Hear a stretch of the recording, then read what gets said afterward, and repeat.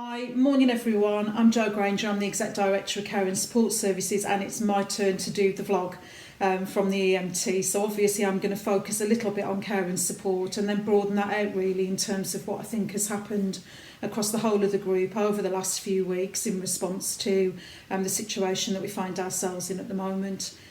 And so I think starting at the beginning really, when it really hit home that the coronavirus was taking a hold and the government started to announce the measures that they planned to put in place to protect people, as the rest of the business was considering what services they needed to reduce or stop completely, it was totally the opposite, as you'd imagine, in the care and support department. Our key issues were how do we continue the business, how do we make sure that we can continue to provide the services for the vulnerable people that we support, and how we're going to do that in a safe, constructive way that enabled us to continue to do as much as we possibly could to keep people safe and keep people well. And so in the early days, lockdown obviously was announced, and we reacted really quickly to that. We'd started to think about lockdown before the government made their announcement.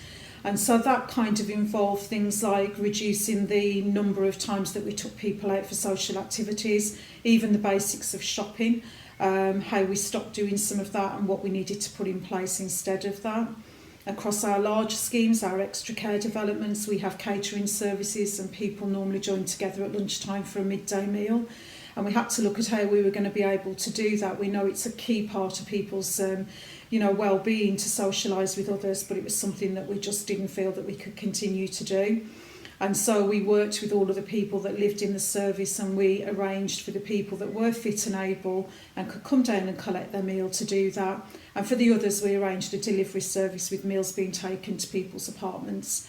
And they had to stay in there, unfortunately, for their midday meal.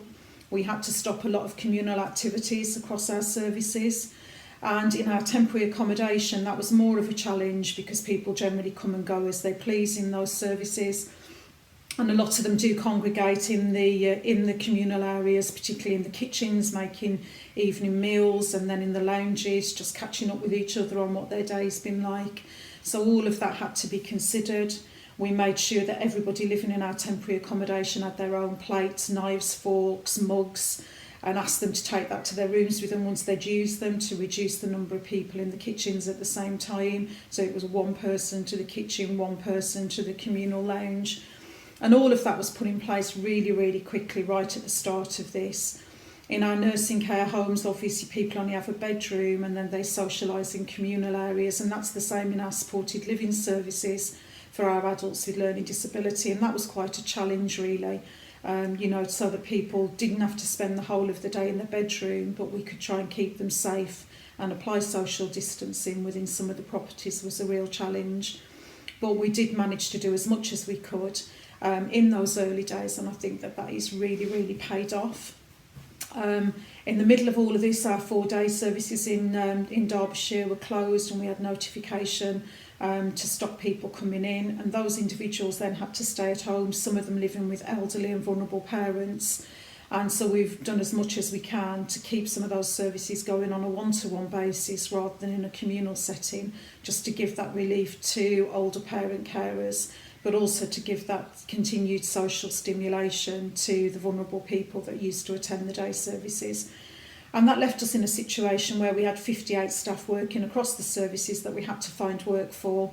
And so a lot of work has gone into finding roles that were suitable for those individuals to undertake, and added and contributed to the impact on the service when a number of staff needed to furlough because they fell into the extremely vulnerable or vulnerable categories, or they lived with people in those categories and couldn't apply social distancing in work, or had childcare issues where their children were under school age and they weren't able to take them into the local schools.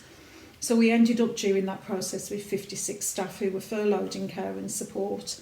But on top of that, we saw a massive increase in people not being able to come to work, despite the fact that the majority of our teams wanted to. So where people were showing signs, they had to be off for 7 days, as you'll know all of this anyway. And where a member of their family was showing signs of the virus, that was 14 days when they couldn't come into work and support the service. But we worked through all of those issues, and I think we've ended up in a really good place compared to some of our partner organisations. So during the whole of the lockdown and the coronavirus situation, we've only experienced 4 deaths of people that we support. All of them died in hospital, all of them went in with underlying conditions, and their cause of death was recorded as the coronavirus. And I think across the number of people that we support, that's a better result than perhaps it could have been if we hadn't have applied the early measures that we did, and if it wasn't for the vigilance and hard work of the staff team. We also had a member of staff that contracted the coronavirus, and they were admitted into hospital, and at one point they were quite seriously ill with the virus, and we were all very concerned about that. But I'm really pleased to say that individual has recovered, back at home with their family, and hoping to get back on the saddle and get back into work over the next few days. And that's amazing. Can't wait to have that member of staff back, and we're really relieved that he got through the virus and came out the other end, really. But every single department has been involved in supporting care and support through some of the challenges that we could never have anticipated. We had service users that normally have to go into the bank to get money.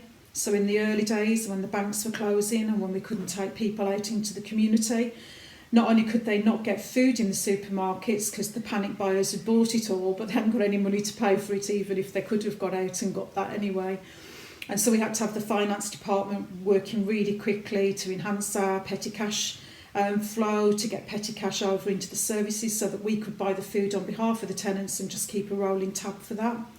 So on top of that, they've had to help with how we can source PPE from contractors that weren't on our procurement list, because PPE has been a nightmare all the way through the whole of this virus for us. Never desperately wanted masks so much in all of my entire life. But, we had to rely on the finance department to do that. Our health and safety team have looked at the PPE requirements, and they've also started to look at the risk assessments of our main office with a view of how many people could we start to bring back into the office, and how can we continue to deliver some of our face-to-face training that is absolutely mandatory in line with our contracts and our regulatory requirements. The PR and comms team have put some fantastic stories in the loop around the whole business and how we've all pulled together, which included some fabulous stories from care and support, and also have helped with making sure that we've got some great stories on Facebook so that it's not all the doom and gloom of the coronavirus, but the positives of how we've reacted to that. The ICT department, I have to say that it feels like we've crawled out of the dark age and been spun on our heads and landed in the 21st century when it comes to ICT. And from somebody that's not very techy, I've no longer got an idea whether I'm in Citrix 365 or on a Teams meeting. But I think without the immediate response and support from the ICT team, I don't know how we'd have carried on with the business as well as we have, because all of the additional technology that we've received has been absolutely critical in helping us to maintain business as usual. Property services have still had to continue to go into care and support properties, where there are some things that may not have been seen as critical in a general need property that were absolutely critical in care and support. And the team have done everything they can to keep social distancing and keep themselves and the people that we support safe in delivering the maintenance service within care and support. And our development team pulled out all stops, and they contacted the suppliers that they got to try and beg masks and PPE when we needed it the most. And also on our Springfield development, the new extra care scheme in Ashby, my challenge to the team was we still need to fill that scheme, and we still need a big list of people wanting to move in, and they've done lots of creative ways of marketing the service to make sure that that happens. So I think it has impacted on every single area of the business, just keeping the care and support department going and helping us to keep safe and helping us to deliver services to vulnerable people. And that extended right out across the group, and I think there are some amazing things that I'd like to just highlight. So we had 20 people who volunteered to befriend people within the care and support department, and our team put a lot of guidance together around that, particularly around safeguarding and confidentiality of information. But we had 20 befrienders who were ringing and continue to ring our vulnerable people, and have developed some fabulous relationships off the back of that. We had 13 people from across the group who've been helping us with the dreaded PPE situation, where we've been having to do weekly deliveries to make sure that people have got enough stock to keep them safe and to deliver a safe service to the customers. And we've got some brilliant stories surrounding the delivery of the PPE and the support we had from across the whole of the group to do that. And we've got lots and lots of great examples of how the whole team has all pulled together to make sure that some nice things still continue to happen to keep people mentally well during this time. So we had some fabulous examples of the VE Day celebrations that took place across the whole of our services, despite the fact that most people had only got their gardens to celebrate in. And so we've got some great examples, as you'll see now, some pictures of some of the amazing things that the staff pulled together and rallied together to do across the services. We've still managed to celebrate some fabulous birthdays for people. We had a 100th birthday at St Mary's, our extra care scheme, and that didn't go amiss. We couldn't let somebody's 100th birthday go by without doing something special. And then we had befrienders from across the group ring in to make us aware of people's birthdays that were coming up, and our team were delivering balloons, and we made sure that people got a birthday card from EMH for their birthday celebrations.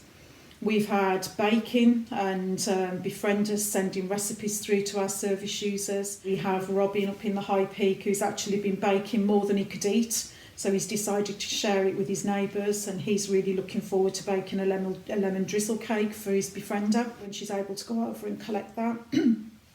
We had a befriender from across the group, Natalie, that now does a weekly quiz with people living in one of our properties, and they all really look forward to being able to meet Natalie at the end of lockdown.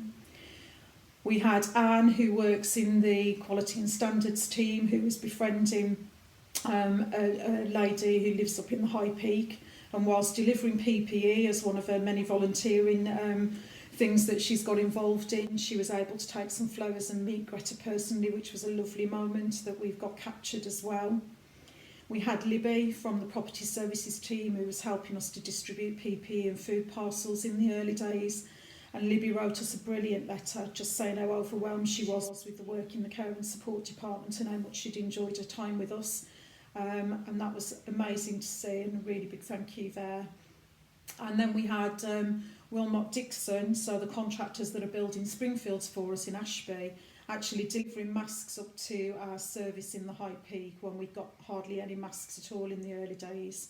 And then who have now managed to produce 3D printing that's made us some guards for people's masks, which are uncomfortable to wear every day.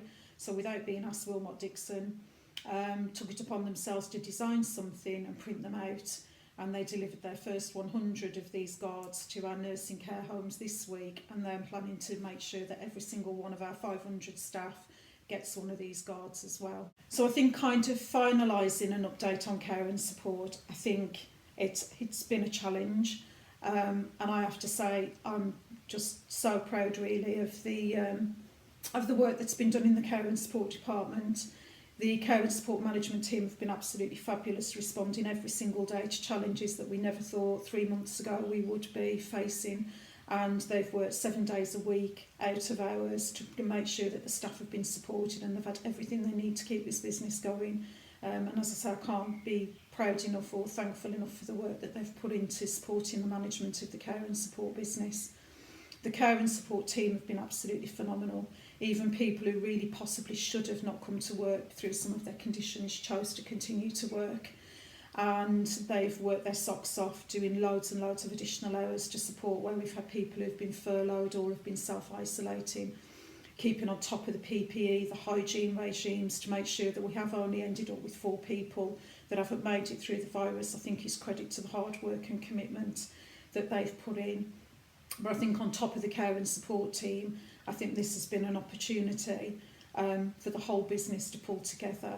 And it was really lovely that we had lots of people who emailed in and said, can we have an update on the care and support department? How are things going in care and support?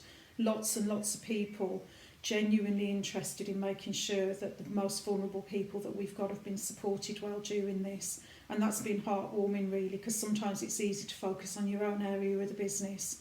And I think that this opportunity has really given us the heads up on what One EMH actually looks like. And I think our One EMH vision has definitely come to life through this particularly difficult time. And I think I think if there's anything I would say is that our vision is to deliver the best housing and care services in the country. And I have to say, I think now more than ever, we've lived up to that and we've achieved what we set out to achieve when we merged the organisations together. And I'm really, really proud to be part of EMH Group. Really, really pleased, proud and delighted to have been part of supporting the care and support business to continue to meet the needs of the vulnerable people that rely on us every single day. And really thankful that every single area of the business has pulled out all stops to make sure that we can continue to do that. So thank you for listening. If anybody's got any questions, any topics that I didn't cover, anything you'd like to add or contribute, email me, email through to the team, and we'll do everything we can to come back to you with any queries or questions that you've got. But thank you all very much. Thanks to everybody that supported us in the department, and let's continue doing what we do best.